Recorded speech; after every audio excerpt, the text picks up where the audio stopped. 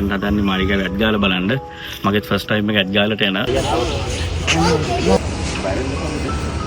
අපි උදේ මාලිගාව වැන්දා. මාලිගාව වැඳලා දැන් අපි ඔයගොල්ලෝ ආස කරන තැනකට තමයි යන්න හදන්නේ මාලිගාවේ ඇත්ගාල බලන්න. මගේත් ෆස්ට් ටයිම් එක ඇත්ගාලට එන. අපි ගිහිල්ලා බලමු මොන වගේ දේවල්ද අපිට ඇත්ගාලේදී මොන වගේ එක්ස්පීරියන්ස් එකක් අපිට ගන්න පුළුවන් වේද කියලා. යනකම් මමත් එක්සයිට් වෙලා ඉන්නේ. ගිහිල්ලා බලමු අපි කොහොමද ඇත්ගාලේ තියෙන දේවල් කියලා. වීඩියෝ එකත් එක්ක රැඳිලා ඉන්න ඉස්සරහට. අපි ඇත්ගාලට ඇතුළතදීම නානතටාගේ ඉන්න දැවැන්තෙන් දෙන්නෙක් අපිට දැක ගන්න ලැබුණා. එක්කෙනෙක් නම් තායි රාජා. තායි රාජා අපිට තායිලන්තෙන් තමයි දළදා මාලිගාවට පූජා කරලා තියෙන්නේ. අනිත් අලියාගේ නම නම් හරියටම දැනගන්න හම්බුනේ නැහැ. මෙතනදී අලියතුන්ට ඔවුන්ගේ නිදහස උපරිමයෙන්ම භුක්ති විඳින්න තියෙන තැනක් වගේ තමයි අපිට නම් දැක ගන්න හම්බුනේ.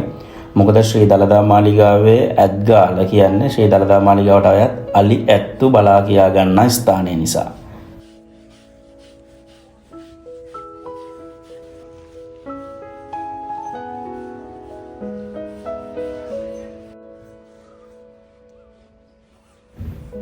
ඇත්ගාලේ ප්‍රදර්ශනය කරලා තියෙනවා අලියතුන්ට කණ්ඩ දෙන්න කොළ ಜಾති වර්ග මොනවාද කොච්මන කිලෝ ප්‍රමාණයක්ද ආදී සියලුම විස්තර. ඊට අමතරව ඒගොල්ලන් ගාලා තියෙනවා රුපියල් 1000ක් වගේ ආධාරයක් කරාට පස්සේ අපිට අලියතු නාවන්න පුළුවන්, අලියතු එක්ක ඉඳලා ඡායාරූප ගන්න පුළුවන්. ඊට අමතරව පෝෂණ ගුලිය කියලා ඒගොල්ලෝ දෙයක් හදලා දෙනවා. ඒක අපිට අලියතුන්ට කවන්න පුළුවන්.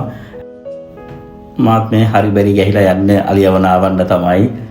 පුදුම ආසාවකින් හිටියේ අලියෙක්ව නාවන්න. ඇත්තටම ඉතින් අලියයි අපි අතර තියෙන පරතරය අලිය ළඟට ගියාට පස්සේ තමයි දෙන්න ගත්තේ. පොල් කට්ටකින් වතුර දානවා වගේ අලියාගේ එකට වතුර දැම්මට අලියට දැනෙන්නේවත් නැහැ. පුදුම ගොරෝසු හමක් තියෙන අලියාගේ හැම ඇත්තටම වෙලාවකට හිතනවා මේ සද්දන්ත ඉන්නනේ කැලේදී වෙඩි තියලා මිනිස්සු උගුල්ලට වල මරලා දාන්න කියලා. කොච්චර හීලා සතුන්ද කියලා හිතනවා ඇත්තටම. සාමාන්‍යයෙන් අලියෙක් දිනකට පැය 3ක් වගේ ස්නානය කරනවා. මේ අලියා අපි ආපිලේ තමයි මෙතන නානතටාකට දැම්මේ. හස්තිපාලක මහත්මයාත් සෑහෙන ආදරෙන් අලියට අවශ්‍ය වැඩ කටයුතු කරලා දෙනවා තමයි අපිට දැක ගන්නට හම්බුනේ. ඇත්තටම අලියා ගොඩක්ම කැමති වතුරේ ඉන්න. අලියාගේ මොකද ඒ ඝන හමත් එක්ක අලියට සිසිලසක් දැනෙනවා මේ වතුරේ ඉද්දී.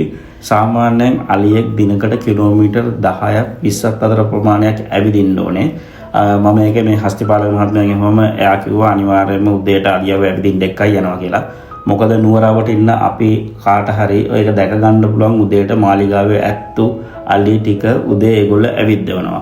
ඇත්තටම ඉතින් අලියා පෙරහැර කාලේ විතරක් නෙමෙයි අලියා ලංකාවේ සංස්කෘතිය නියෝජනය කරන අංගයන් නිසා දේශීය වශයෙන් අලි ඇත්තු රැක බලා ගැනීම අපිට ගොඩක් වැදගත් දෙයක් කියලා අපි හිතනවා.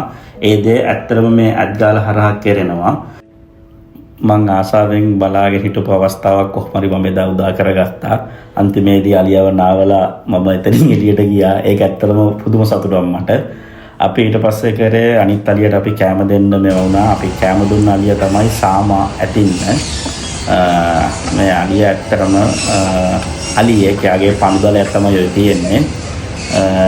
මායි වයිෆ් දෙන්නම තමයි කැම දුන්නේ. මෙයා නම් ටිකක් බයෙන් වගේ තමයි කැම දුන්නේ. හරිම හීලෑ සතෙක්. ඇත්තටම ගිහිල්ලා අපි ළඟට ගිහිල්ලා ෆොටෝස් අරගෙන යාට කැම ටික කවලා